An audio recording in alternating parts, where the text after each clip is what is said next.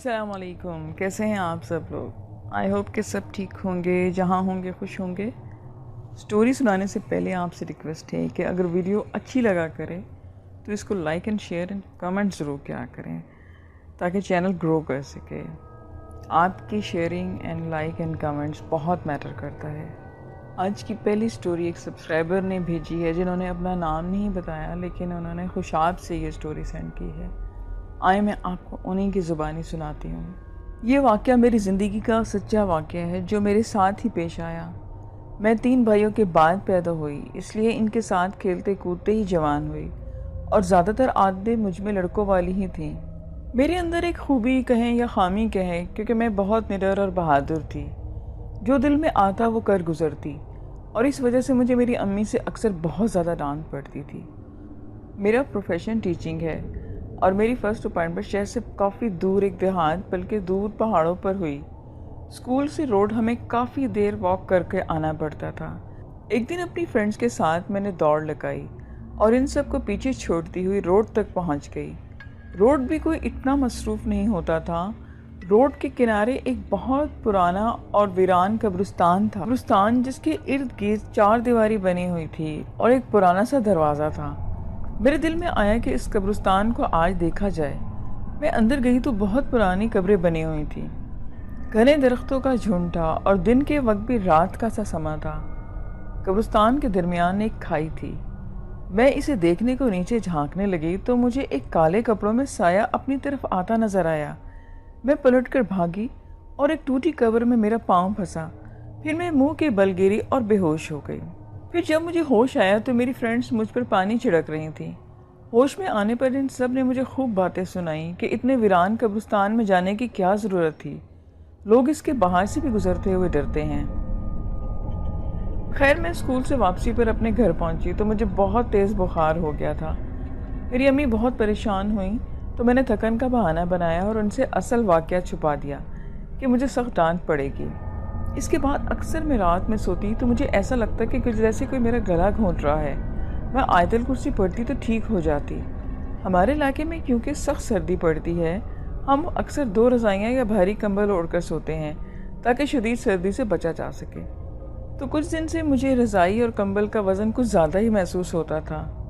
خیر، کچھ دنوں کے بعد میرا رشتہ طے ہوا اور میری شادی کی تیاریاں شروع ہو گئیں۔ باہر کے موسم میں بیاہ کر اپنے پیا کے گھر چلی گئی۔ شادی کے بعد میرے شوہر کی پوسٹنگ بھی ایک دور دراز کالج میں تھی۔ وہ اکثر 1 یا 2 ہفتوں کے بعد گھر آتے تھے۔ میں کمرے میں اکیلی ہوتی تھی۔ اب اس سائے نے مجھے تنگ کرنا شروع کر دیا اور باقاعدہ میں آدھی سوئی آدھی جاگی ہوتی۔ وہ میرے پاس آتا اور میرا گلا دبانے کی کوشش کرتا۔ میں روٹین کے مطابق آیت الکرسی پڑھتی اور پھر وہ بھاگ جاتا۔ اب اکثر وہ مجھے آدھی رات کو جگا دیتا۔ میں برآمدے میں آ کر بیٹھ جاتی اور دل چاہتا کہ کسی قبرستان میں جا کر بیٹھوں۔ میری ساس نے ایک دن مجھے یوں آدھی رات کو برآمدے میں بیٹھا دیکھا تو کافی پریشان ہوئیں۔ انہوں نے مجھے جب اندر جانے کو کہا تو مجھے سخت غصہ آیا۔ میرا دل چاہا کہ انہیں اٹھا کر کہیں پٹک دوں۔ خیر، دن گزرتے رہے۔ اکثر میری فیملی کے لوگ نوٹس کرتے کہ میں تیز تیز کام کرتی ہوں۔ ابھی نچلی منزل پر ہوں تو 2 منٹ بعد تیسری منزل پر ہو جاتی۔ مجھے خود بھی سمجھ نہیں آتی تھی۔ کوئی کام مجھے مشکل نہیں لگتا تھا۔ گھنٹوں کے کام میں منٹوں میں کر لیتی، لیکن جب رات آتی تو وہ سایہ مجھے ڈرانے پہنچ جاتا۔ اب میں اس سے آج سوئے میں باتیں کرتی کہ اپنا چہرہ تو دکھاؤ۔ ایک دن اس نے اپنا چہرہ دکھایا تو وہ اتنا بھیانک تھا کہ دیکھتے ہی میں بے ہوش ہو گئی۔ پھر اکثر اس کے حملے تیز ہو گئے۔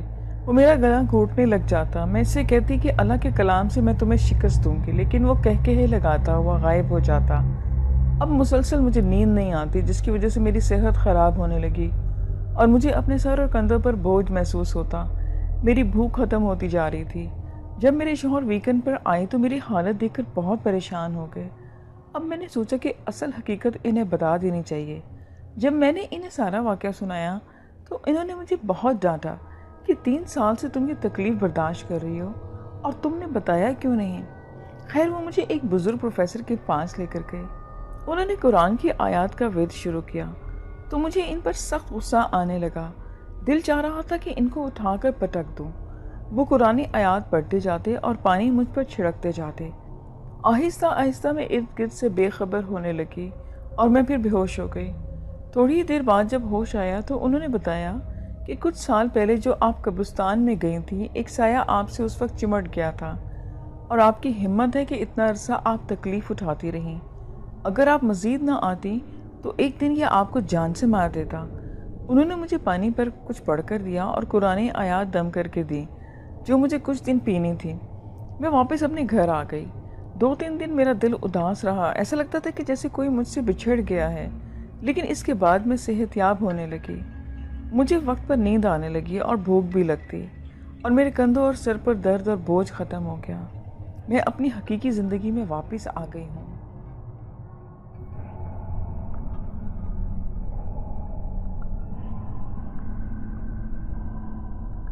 یہ سٹوری اویس نے کوئٹہ سے سینڈ کی ہے، جو ایک ہمارے سبسکرائبر ہیں۔ آئے میں آپ کو انہی کے پوائنٹ آف ویو سے سناتی ہوں۔ اس کے گھر کی چھت ٹین کی چادروں کی تھی، جس پر ہلکی بارشی قطرے بھی اولوں کی طرح آواز پیدا کرتے۔ کل پوری رات وقفے وقفے سے پتھراؤ ہوتا رہا، جس کی وجہ سے گھر کا کوئی فرد بھی سو نہ سکا۔ جب بھی نیند آنے لگتی، ایک دم سے پتھراؤ شروع ہو جاتا۔ ساری رات ڈر، خوف اور پریشانی میں گزر گئی۔ شمیم کے گھر یہ معاملہ کچھ نیا نہیں تھا، بلکہ یہ پچھلے 1-1.5 مہینے سے روز کا معمول تھا۔ روز رات پتھراؤ ہوتا، پتھر پھینکنے والا نظر نہیں آتا، لیکن ہر بار پتھر آنے کے بعد شمیم دروازہ کھول کر دیکھتا، مگر کوئی بھی نظر نہ آتا۔ جب لوگوں سے بات کی تو کچھ نے کہا کہ ہو سکتا ہے کہ تم سے کوئی دشمنی نکال رہا ہے، محلے کا ہی کوئی بندہ یہ حرکت کر رہا ہوگا، مگر سب اس سے انجان رہے۔ کسی کو اس بارے میں کوئی علم نہیں تھا کہ یہ کون کر رہا ہے۔ اس طرح تو پریشانی اور بڑھ گئی تھی۔ لوگوں نے اپنے گھروں کی چھت پر چڑھ کر بھی دیکھا، مگر کچھ پتہ نہ چلا کہ اچانک سامنے کی جانب سے پتھر آنا شروع ہو جاتے اور صرف شمیم کے گھر پر ہی آتے۔ لوگوں نے مل کر اس سے کہا کہ ہو سکتا ہے کہ یہ کسی جن یا بھوت یا چڑیل کا کام ہو،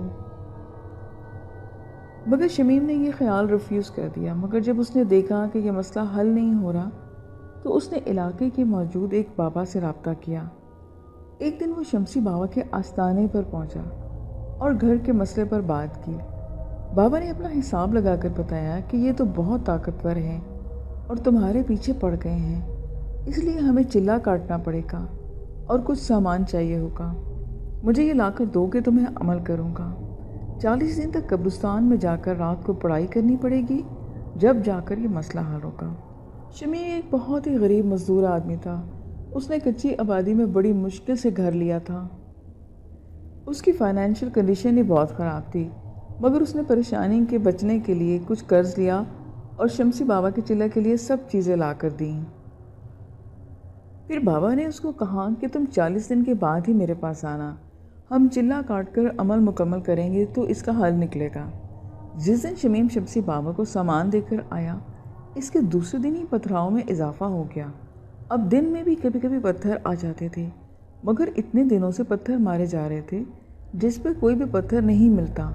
پتھر آتے ہوئے نظر آتے، لیکن پتھر چھت پر گرنے کی آواز آتی، لیکن پتھر چھت پر موجود نہیں ہوتا۔ جب سے پتھراؤں کا یہ سلسلہ شروع ہوا تھا، یہ پتھر چھت پر رہتے تو پتھروں کا سے گھر ڈوب چکا ہوتا۔ شمسی بابا کے چلے سے فرق نہیں پڑ رہا تھا، اور جب سے انہوں نے اپنی پڑھائی شروع کی تھی، پتھراؤں میں اضافہ ہو گیا تھا۔ رات تو رات، دن میں بھی پتھر برسنے لگے تھے۔ بابا کا چلہ پورا ہوا، مگر کوئی فرق نہ پڑا، الٹا اس میں اضافہ ہی ہو گیا۔ بابا نے ہر بار یہی کہا کہ میں پڑھائی کر رہا ہوں، تمہارے مسئلے پر ہی کام کر رہا ہوں، مگر بہت طاقتور بلا ہے، اس لیے مقابلہ سخت ہے، مجھے بھی پڑھائی کے دوران تکلیف دیتے ہیں۔ کئی دفعہ جانے کے بعد شمیم نے بابا شمسی کو خدا حافظ کہہ دیا۔ اب وہ کسی اور بابا کی تلاش میں تھا۔ اس کا ایک دوست بھی اس سلسلے میں اس کی مدد کرتا تھا، اسے باباؤں کے بارے میں معلومات فراہم کرتا کہ کون سا بابا اچھا کام کرتا ہے، اور پھر پروگرام بنا کر اس بابا تک پہنچ جاتے، اپنا مسئلہ بیان کرتے، مگر پھر کوئی فائدہ نہیں ہوتا، اور پیسے لگاتے، بڑی خواری ہوتی، لیکن کچھ بھی نہ ہوا۔ کچھ عرصے بعد ایک عجیب بات ہوئی کہ شمیم اور اس کے بچوں کو خوفناک شکل والے لمبے تڑنگے لوگ اپنے گھر میں نظر آنے لگے۔ چند لمحوں کے لیے کسی کو نظر آتے اور ایک دم سے غائب ہو جاتے اور آواز دیتے کہ گھر خالی کرو۔ اب اس سچویشن سے گھر والے زیادہ پریشان ہو گئے تھے کہ اب کیا ہوگا، یہ تو گھر سے بھگانے کا معاملہ کر رہے ہیں۔ شمیم نے ان سے کئی دفعہ بات کرنے کی بھی کوشش کی کہ ہمارا قصور کیا ہے اور ہم لوگ کیوں گھر خالی کر کے جائیں اور کہاں جائیں گے، ہمارا یہی ایک ٹھکانہ ہے، ہمارے حال پر رحم کھاؤ۔ اونچی آواز میں کئی دفعہ اس نے یہ بات کی، مگر اسے کوئی جواب نہ آیا۔ کچھ سجائی نہیں دے رہا تھا کہ جو جہاں بولتا وہ بیچارہ وہاں پر جاتا، لیکن مسئلہ زیادہ پریشان سے پریشان ہوتا گیا اور بڑی خوفناک شکلیں تھیں ان لوگوں کی۔ کبھی بے دھیانی میں وہ دیکھ لیتے تو ایسا ہوتا کہ جیسے ابھی ہارٹ اٹیک ہو جائے گا، اور پھر جب وہ ڈرونی شکلیں اس کو گھر خالی کرنے کی دھمکی دیتے تو وہ لوگ ڈر جاتے کہ کہیں کسی کو جانی نقصان نہ پہنچ جائے۔ اب تک گھر پہ کسی بھی فرد پر فزیکلی اٹیک نہیں ہوا تھا جس سے کوئی نقصان پہنچتا، مگر کچھ کہہ نہیں سکتے تھے کب ان کا دماغ آؤٹ ہو جائے اور وہ اپنا کھیل ختم کر دیں۔ اب تو شمیم پر اچھا خاصا قرض چڑھ گیا تھا لوگوں کا، جن سے وہ پیسے لے کر اب تک باباؤں کے پیٹ بھرتا تھا، مگر معاملہ ابھی تک جوں کا تو تھا اور شدت آ گئی تھی پتھر برسنے میں۔ اس کا دوست قادر اس کی ہر ممکن مدد کرنا چاہتا تھا، مگر وہ کچھ بھی نہیں کر پا رہا تھا۔ اسے کوئی ایسے پائے کا بندہ نہیں مل رہا تھا جو اس مسئلے کا حل کر سکے۔ اب تک تو قادر نے شہر سے باہر بھی لوگوں سے ملنے کی کوشش کر دی تھی۔ وہ لوگ ڈھونڈ رہے تھے، اپنے عزیزوں اور ملنے والوں سے کسی ایسے بندے کے بارے میں معلومات لے رہے تھے جو انہیں اس پریشانی سے نجات دلا سکے۔ اس کی تلاش جتنی تیز ہو رہی تھی، مسئلہ اتنا ہی الجھتا جا رہا تھا۔ اب گھر کے کسی بھی فرد کو وہ لوگ ٹچ کر لیا کرتے تھے، ایسا لگتا تھا کسی نے ہاتھ پکڑا ہے۔ پہلے ایسا شمیم کی بیوی کے ساتھ ہوا اور اسے ایسا لگا کہ کسی آگ جیسے گرم پلاس سے اس کے ہاتھ کو کس دیا گیا ہے اور اس کی جلد جگہ جگہ سے جل گئی تھی۔ شام کو شمیم گھر آیا تو اس کی بیوی نے اپنا ہاتھ دکھایا، یہ تو کام خراب ہو رہا ہے، اب کیا کیا جائے، یا خدا میری مدد کرو۔ وہ خود سے بڑبڑا رہا تھا اور اس کا دماغ جیسے بند ہو گیا تھا، سوچنے سمجھنے کی صلاحیت ختم ہو رہی تھی۔ شمیم کی آنکھوں میں آنسو آ رہے تھے اور ایک سیلاب تھا جو نہ جانے کب سے رکا ہوا تھا۔ وہ واش روم میں گیا اور خاموشی سے اس طوفان کو گزرنے دیا۔ رو کر جب اس کا منہ ہلکا ہوا تو منہ ہاتھ دھو کر باہر آ گیا۔ یہ بچوں کے سامنے روتا تو ان کو تسلی کون دیتا۔ آج اس نے بڑے دل سے خدا کو یاد کیا تھا اور اس کا دل ہلکا ہوا تھا۔ رات بھر جو چلتا رہا وہ چلا۔ صبح کو اس نے اللہ کا نام لیا اور گھر سے روانہ ہو گیا۔ وہ دہاڑی دار مزدور آدمی تھا، دن بھر محنت مزدوری کرتا رہا، کہیں نہ جا سکا۔ شام کو آیا تو بیوی حد درجے خوف زدہ تھی اور اس کے پوچھنے پر بولی، آج مجھے ہاتھ پکڑ کر گھر سے باہر کر دیا گیا تھا اور کہا کہ یہ گھر خالی کر دو، تم لوگوں کو سنائی نہیں دیتا؟ ایسا نہ ہو کہ تمہیں پچھتانا پڑے۔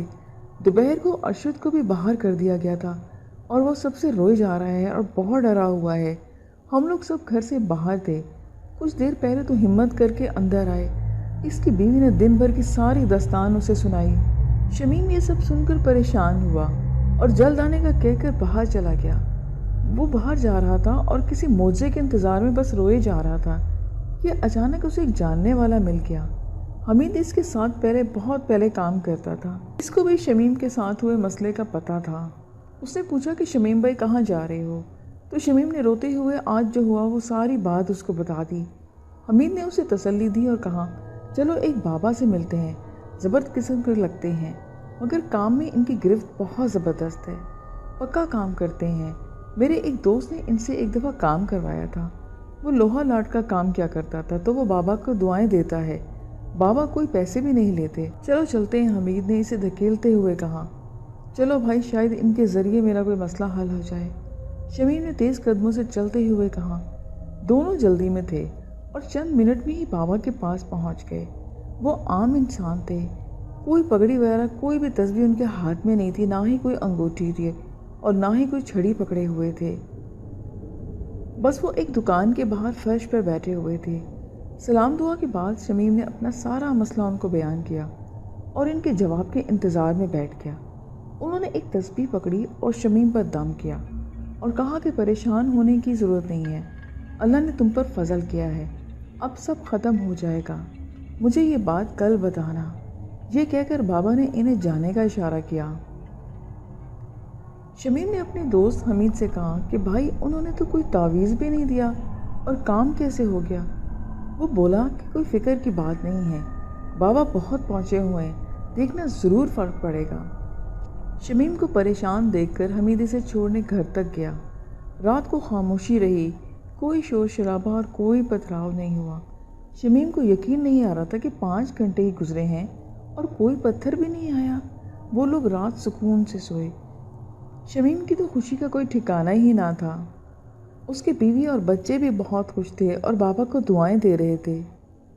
پھر وہ کام کی تلاش میں باہر چلا گیا اور شام کو آ کر سارا حال احوال پوچھا۔ بیوی نے کہا کہ اللہ کا شکر ہے اب کچھ بھی نہیں ہوا۔ اس نے بھی خدا کا شکر ادا کیا۔ اس دن کے بعد اس کے گھر میں ایسا کوئی مسئلہ نہیں ہوا اور کوئی بندہ بھی نظر نہیں آیا۔ اس کی زندگی اب پرسکون ہو گئی تھی۔ لسنرز، یہ آج کی سٹوریز تھیں۔ امید کرتی ہوں کہ آپ کو پسند آئی ہوں گی۔ پھر نیکسٹ ویڈیو میں ملیں گے نیو سٹوریز کے ساتھ۔ ویڈیو اچھی لگی ہو تو کمنٹ ضرور کریں۔ اپنا خیال رکھیے گا۔ مجھے اجازت دیں۔ خدا حافظ۔